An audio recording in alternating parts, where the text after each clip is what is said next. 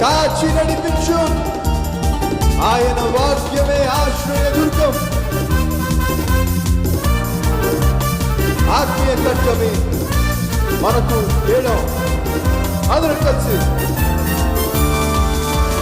తన రెక్కలతో నన్ను గట్టి కాచి నడిపించు.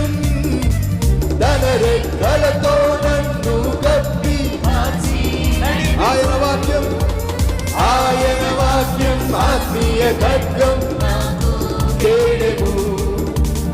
ఆయన వాక్యం ఆత్మీయ ఖడ్గం నాకు కేడము. హల్లెలూయా హల్లెలూయా ఆనందమే, హల్లెలూయా ఆనందమే, హల్లెలూయా ఆనందమే, హల్లెలూయా ఆనందమే.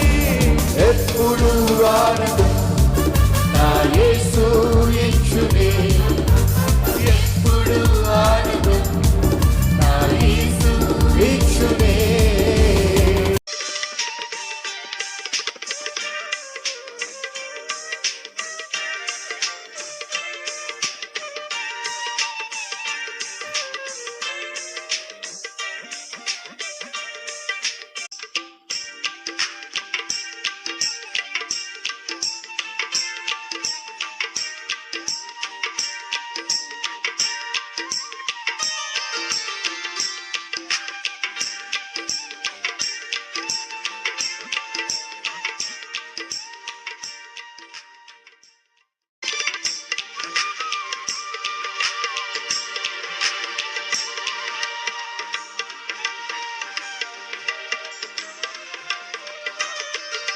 అందులో నాకొక చిన్న అప్పము మొదట చేసి నా యొద్దకు తీసుకుని రమ్ము, తరువాత నీకును నీ బిడ్డకును అప్పములు చేసి కొనవచ్చును.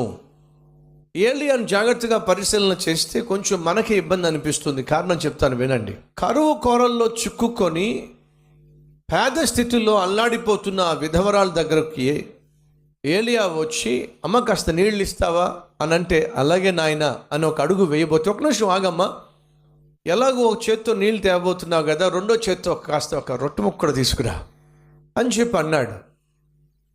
అప్పుడు ఆ పేద విధవరాలు అంటుంది, అయ్యా రొట్టె అప్పము ఒకటి కూడా నా దగ్గర లేదు, కొంచెం పిండి ఉంది, కొంచెం నూనె ఉంది.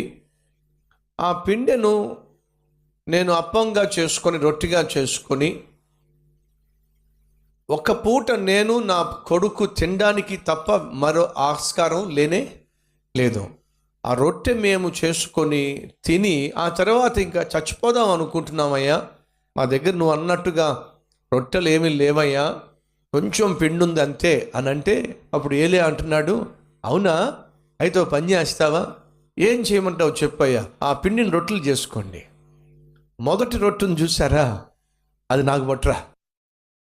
ఇప్పుడు ఒకవేళ నేనే కానీ అలా మీతో అన్నట్లయితే మీరు ఏం చేస్తారు చెప్పండి?